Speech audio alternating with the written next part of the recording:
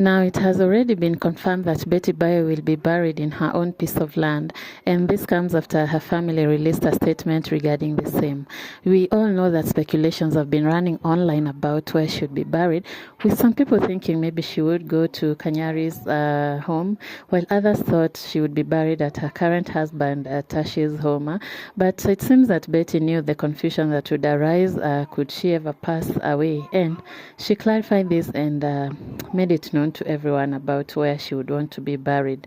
Now, we all know that there is also drama regarding her children and who will take over their life and who will be in their life now that their mother is gone.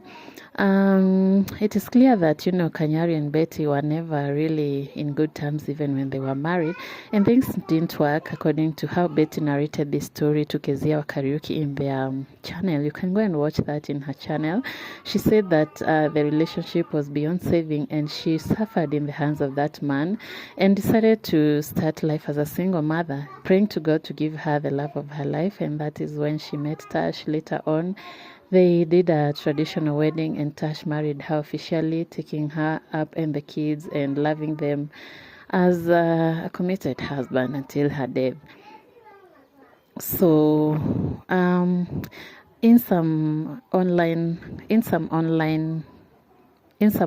analysis, people have been saying that the current husband has a legal right because he legally adopted the kids. Well, no one has really confirmed these rumors because we don't know that much about their personal life.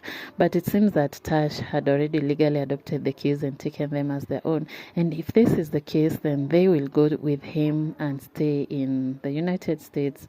The girl will continue to study where she was studying abroad, and the little boy will be taken up by him. But Kanyari has released some very harsh words saying that there is no way that he can let another man take his children while he is alive. And in fact, he continued to say that that Tash had all the time to get a child with Betty, but he was unable to give her one, so he should blame himself. We all know Kanyari can really talk, especially those who remember during the traditional wedding.